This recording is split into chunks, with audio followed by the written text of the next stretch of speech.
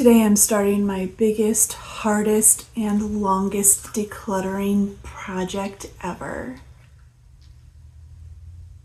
And honestly, I'm both really excited and terrified.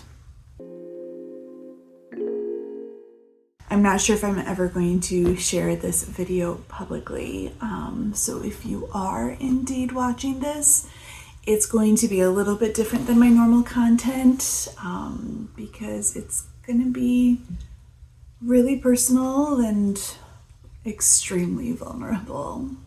A couple weeks ago, I was having a not so great heart-to-heart with myself.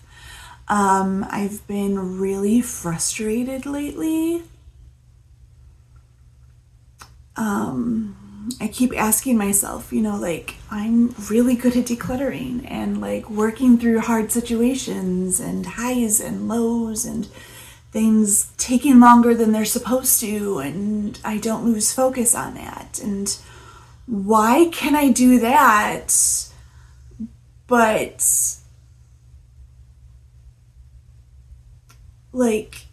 not show up for myself the same way, and taking care of me and exercising and losing weight and things? Why can I do one thing so well even in the busiest seasons and not do something else? It didn't make sense, and I was just really angry with myself about it. I started brainstorming ideas. Maybe I could get up earlier in the morning and work out, go for a walk, or do something. Maybe I could, pair a healthy habit with something that I love doing. Maybe I could go cold turkey on junk foods. But I've done all of those and nothing has worked before. And then it hit me. What if I applied the same principles I use when I declutter my home to a health journey, decluttering my bad habits and, decluttering my weight maybe? If I was a cartoon character, that little light bulb would have gone off over my head. Suddenly I felt inspired, one drawer at a time became one habit at a time. Being mindful about what I bring into my home became be mindful about what I put into my body. Don't wait for the weekend to start decluttering. Just start with 5 minutes now became don't wait for a Monday or the perfect moment. Just start now with one small action. One problem with this is that I tend to get really excited and inspired to do something, and I jump in with both feet. When I started my decluttering journey, I followed a plan that I had found online, and it was what to do every day. I did the first 2 weeks of tasks in one day, and then physically in pain from all of the work and just exhausted and burned out, which meant obviously the next day I didn't want to do it. And then I was frustrated and I lost focus, and everything, fell apart again and even got worse, which doesn't make sense, but it happens. And the same thing has happened in the past when I tried to, start getting healthy and losing weight. Is I'll be oh, I'm going to get up and I'm going to exercise and I'm going to eat really healthy and I'm going to drink all the water and I'm going to do all these things. And then it becomes so overwhelming that I get burned out. I end up gaining any of that weight back and more, and it becomes a really vicious cycle. But with my decluttering journey, I have learned that I can do small wins, like one drawer or one item, one closet, has really led to a peaceful home for me and my family that we can maintain really easily. And if small wins work there, I'm hoping that it can work here too. So this time I'm approaching my health like one room in my home, one drawer or habit at a time. Am I going to want to do all the things all at once? Yeah, I can already feel it.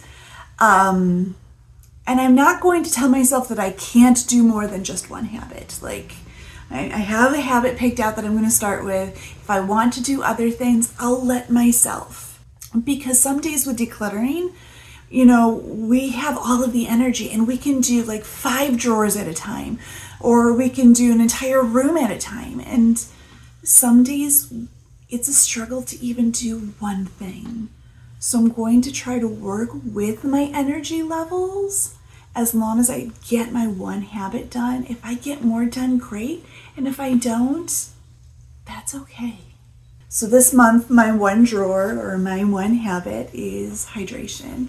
My goal is to hit 100 ounces of water a day, including my coffee and my tea. Most days I'm hitting around 80 ounces. So this isn't like a huge stretch for me, but I do want to be more intentional about it.